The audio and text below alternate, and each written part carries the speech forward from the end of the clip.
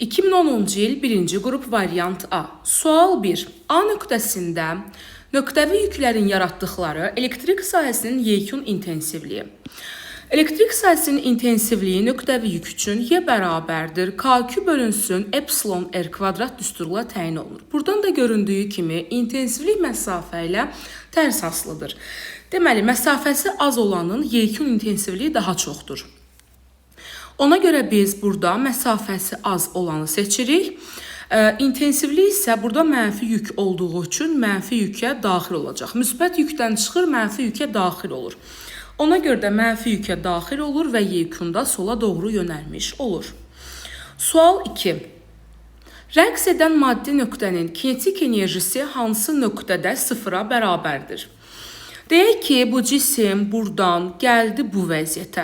Sonra bu buradan geri qayıdır bura. Sonra buradan qayıdır bu istiqamətə. Yəni tarazlıq vəziyyəti ətrafında rəqs eləyir. Demək, cisim bura gələndə istiqamətini dəyişib bura qayıda bilmək üçün burada bir anlıq dayanır. Deməli, kənar vəziyyətlərdə YK, PV sıfıra bərabər olur. Kinetik enerji bir nöqtəsində sıfıra bərabər olur. Sual 3. Arximed qüvvəsinin cismin mayeyə batan hissəsinin həcmindən asıllıq qrafiki verilmişdir. Mayenin sıxlığını hesablayın. İlk öncə Arximed qüvvəsinin düsturunu yazsaq, F Arximed bərabərdir rho maye, J və cisim. Bizdən isə mayenin sıxlığını istəyir. Düsturdan rho mayeni tapsaq olacaq F Arximed bölünsün J vurulsun və cisim. İndi isə verilənləri yerinə qoyuruq. Arximedin yerinə 2,8 kilonewton verilibdir. Kilonewtonu newtona çevirsək 2,8 10 üstü 3, J-yə 10, cismin həcminə isə 0,4 yaza bilərik. Buradansa hesabladığımız zaman cavab çıxacaq 700. Yəni 3-cü sualımız Y variantı. Sual 4. Havada yerləşən şüşə prizmanın üzərinə ağ işıq şüası düşür. Hansı halda qırmızı və bənövşəyi şüaların yolu düzgün göstərilmişdir? Normalda prizmada keçən şüa gəlir bir burada, bir dəfə də burada sınmaya məruz qalır. Məsələn, bu şəkildə keçə bilməz, bu olmaz. Burada sınmaya məruz qalmayıb, olmaz. Sınmaya burada da məruz qalmayıbdır. Cavab S ilə Y arasında qalırıq. Burada rənglər qırmızıdan başlayır. Qırmızı, narıncı, sarı, yaşıl, mavi, göy, bənövşəyi olur. Prizma tərsinə olduğuna görə burada isə bu bənövşəydən başlayıb qırmızıda dayanacaqdır. Ona görə 4-cü sualımızın cavabı Y variantı olur. Keçirik sual 5-ə. İpin gərilmə qüvvəsini hesablayın.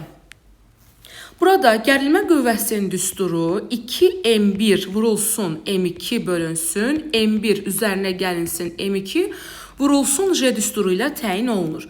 Verilənləri yerinə yazsaq 2 vurulsun 2 vurulsun 6 bölünsün 2 üzərinə gəlinsin 6 vurulsun 10. Hesabladığımız zaman eləyəcək 30 Newton. 5-ci sualımız S variantı. Sual 6. 9 saat ərzində saat əqrəbinin ucu nöqtəsinin getdiyi yol onun yer dəyişməsindən neçə dəfə böyükdür? İlk öncə biz burada çevrə götürsək, görürük ki 9 saat 4-də 3-ə düşür. Məsələn, T bərabər T anından T bərabərdir 4-də 3 T anına düşür. Buradan bura gələndə cisim yolu tapsaq, hansı zaman anında yolu tapırıqsa, həmin zaman anını 2 pi-yə vururuq. Eləyəcək, ixtisar aparsaq, 3 pi bölünsün 2. Yol 3 pi bölünsün 2-yə bərabərdir. Lakin yer dəyişmə başlanğıc və sonu birləşdirir deyə, buradan bura bir xətt çəksək 90 dərəcə yaradır deyə, demək yer dəyişmə isə kökün altında 2 R-ə bərabərdir. Yol yer dəyişmədən neçə dəfə böyükdür deyirsə, yolu yer dəyişməyə bölərik. Yolun yerinə 3 pi bölünsün 2, yer dəyişmənin yerinə kökdəki R yazarıq. R gedər. Pi-nin də qiyməti 3-dür. Eləyəcək 9 bölünsün 2 kökün altında 2. 6-cı sualımız Y variantı olacaqdır. Keçirik 7-ci sualımıza. İkinci avtomobilin birinciyə nəzərən sürətini tap. İkincinin birinciyə deyəndə 2-dən biri çıxmaq lazımdır. Eyni istiqamətdə nəzərən deyəndə sürətlər çıxılır. 90 ilə bu gedir, 80 ilə bu gedirsə bir-birinə nəzərən sürəti ona bərabərdir. Yəni ki, qabaqda gedən ikinci maşın birinci maşından ondan uzaqlaşır. Sonra keçirik 8-ci sualımıza. Şaquli istiqamətdə aşağı atılmış cismin tam mexaniki enerjisinin onun yer dəyişməsindən asılılıq qrafiki hansıdır? Yadınızda qalsın, tam mexaniki enerji ani qiymətlərdən, ani dəyərlərdən asılı deyil, yalnız maksimal dəyərlərdən asılıdır. Ona görə də ani yer dəyişmədən asılı olmayacaq. 8-ci sualımız D variantı olacaqdır. Keçirik 9-cu sualımıza. Aşkarsız yarım keçiricinin atomlarında cüt elektron rabitələrinin qırılması hansı hadisə ilə müşahidə olunur? Aşkarsız biri var məxsusi yarım keçirici, təmiz yarım keçirici deməkdir. Bir də var aşkar, kənardan əlavə olunan qatqı mənası verir. Aşkarsız məxsus deməkdir, təmiz keçiricilik. Təmiz keçiricilikdə elektronların sayı təqribən deşiklərin sayına bərabər olur. Və burada rabitələrinin qırılması təbii ki, nə ilə izah olunacaqdır? Sərbəst elektronlarının və deşiklərinin yaranması ilə. Məsələn, silisium atomu götürürük. Bilirik ki, 4 elektronu var. Biz buna silisium gətirib əlavə eləyərik. Çünki aşkarsızda eyni növ qoymaq lazımdır. Məsəl üçün, buradan bir dənə sərbəst elektron yaransa, bir dənə də boş xana yaranacaq. Ona görə bir elektronun yaranması, bir deşiyin yaranmasına gətirib çıxarır. Sual 10. C'nin U'dan asıllığını soruşur. Biz bilirik ki, C nə Q'dən, nə də U'dan asılı deyil. C yalnız epsilon 0, epsilon S bölünsün D'dən asılıdır. Ona görə 10-cu sualımızın cavabı olacaqdır B variantı. Sual 11'ə keçirik. Silindrik qabda porşenin altında olan doymamış buxar izotermik sıxılmaqla maye çevrilməsi prosesi diaqramında təsvir olunmuşdur. 1, 2 və 3 nöqtələrinə uyğun buxarın sıxlıqları arasında hansı münasibət doğrudur? Birinci buxar doymamışdır. Çünki normalda doymuşun qrafikləri var. Hansı ki qrafiklərindən baxanda bilə bilirik ki, bu doymuş buxardır. Doymuş buxarda uşaqlar Rho, N, P, təbii ki izotermik prosesdən danışıram. Çünki izotermik prosesdən söhbət gedir. V-dən asılı olmur, yalnız M, V-dən düz asılı olur. Ona görə görürük ki, baxın, Rho V-dən asılı deyil. Ona görə 2 3-ə bərabərdir. Rho 2 bərabərdir Rho 3-ə. Rho 1-i müqayisə eləyəndə isə, baxın, 1-in həcmi daha çoxdur. Məsələn, 2-nin həcmi daha azdır. Rho bərabərdir M bölünsün V düsturuna görə də Rho ilə V tərs asılıdır. Həcmi çox olanın sıxlığı az olacaq. Ona görə 1 daha balaca olacaqdır. 11-ci sualımızın cavabı olur C variantı. Sual 12. Detektorlu qəbul edicinin sxemi göstərilmişdir. Dəyişən tutumlu kondensator hansı rəqəmlə işarə edilmişdir? 2 dəyişən tutumlu kondensatordur. Doğru cavabımız Y variantı. 5 antena ümumiyyətlə 1 ilə 2-ni birlikdə rəqs konturudur. Çünki rəqs konturu zaten özü L induktivlili sarğac və C tutumlu kondensatordan ibarət olur. Bir sarğac 2 dəyişən tutumlu kondensatordur. 4 detektordur. Rəqsləri detekt eləyir, düzləndirir.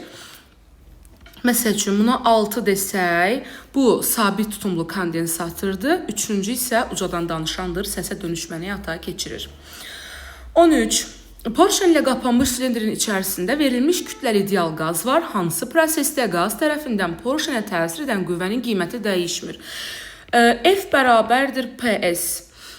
Silindrin onsuz da S-i dəyişməyəcəkdir. Sahəsi dəyişməyəcəkdir və qüvvənin dəyişməməsi üçün, bunun sabit qalması üçün P də sabit qalmalıdır. P də hansı prosesdə sabit qalır? Təbii ki, izobar.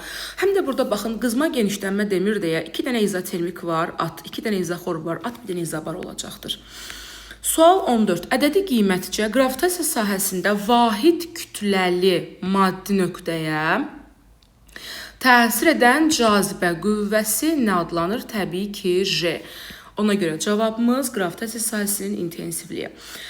15. Dövrənin tutum müqaməti hansı ifadələ təyin olunur? Baxın, bu 2C ilə 2C bir-birinə paraleldir. Paralel C vurulsun N düsturundan təyin olunur. Ona görə 2C vurulsun 2 dənədlər deyə 2 eləyir 4C. Ümumi bura eləyəcək 4C. Bu 4C-yə ardıcıldır. Ardıcılda C ümumini C böl N-dən təyin eləyirik. 4C 2 dənə olduqları üçün 2-yə bölürük, 2C eləyir. O da xc bərabər 1 bölək omega c düsturunda c-nin yerinə 4c qoya bilərik. Yəni ki, 15-ci sualımızın cavabı olacaqdır C variantı. Daha doğrusu 2c qoyarıq. Çünki biz 2c almışıq 1 saniyə.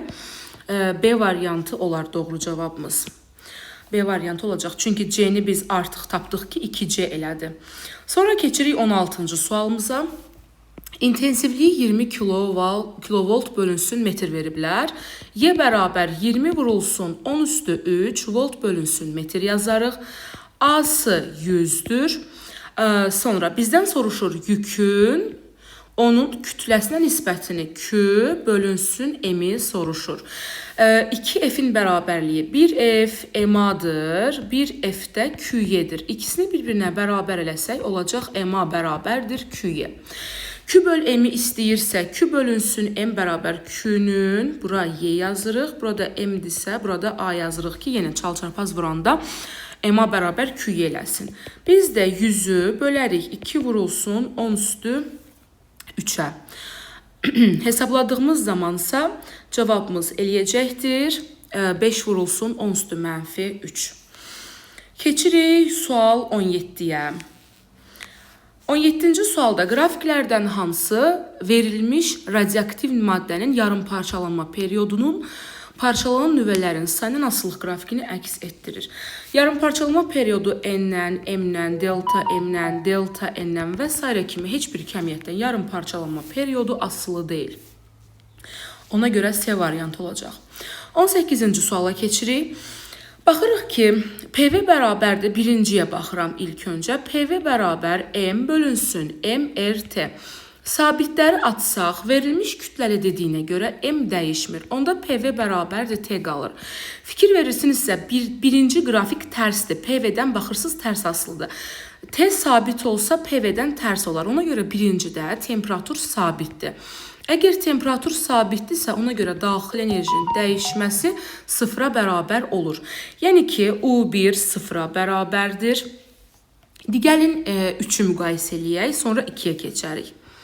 3'ü müqayisə eləsək, baxırıq ki, 3'də həcm sabitdir.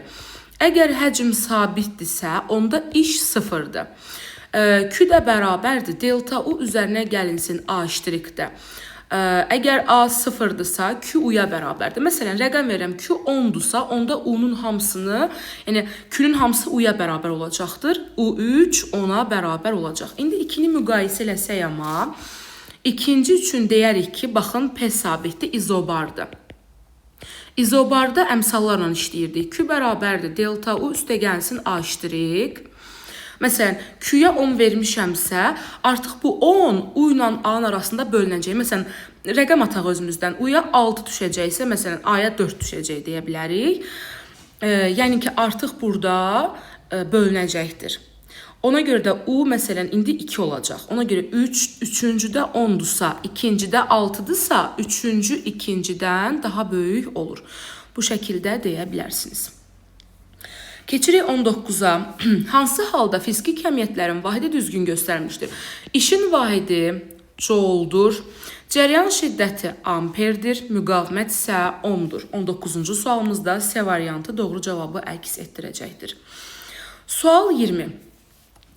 I1 10 deyək, I2'yə 8 deyək, dubliyə 18, L isə istəyir. Yazarıq ki, dubli bərabər L-i kvadrat bölünsün 2. I dəyişir deyə i-nin dəyişməsindən yazırıq. 18 bərabər L bölünsün 2, 100 çıxılsın, 8'in də kvadratı 64. Buradansa L çıxacaqdır 1 Henry. 20-ci sualımızın cavabı A variantı. Sual 21. Yalnız sürtünmə qüvvəsinin təsirinə məruz qalan cismin tormoz müddətinin onun başlanğıc impulsunun asılılıq qrafiki hansıdır? T-tormoz bərabərdir P0 bölünsün F sürtünmə düsturundan istifadə edərik. T-tormoz P0'dan düz asılı olar. 21 A variantı. Sual 22. Bir cins maqnit sahəsinin induksiya vektoru hansı istiqamətdə yönəldikdə cəryanlı naqilə təsir edən amper qüvvəsi sıfıra bərabər olar? Amper qüvvəsi sahəyə B induksiyasına paralel daxil olardısa, onda 0 idi. Yəni alfa 0 ya da alfa 180 dərəcə olanda amper qüvvəsi 0-dır. Ona görə bu i-yə paralel olanı seçərik. Paralel olanda da 0-a bərabər olar. 22 B variantı. 23 fotonun enerjisini soruşur. Bilirik ki, Y foton bərabərdir H-nü və yaxud da HC bölünsün lambda.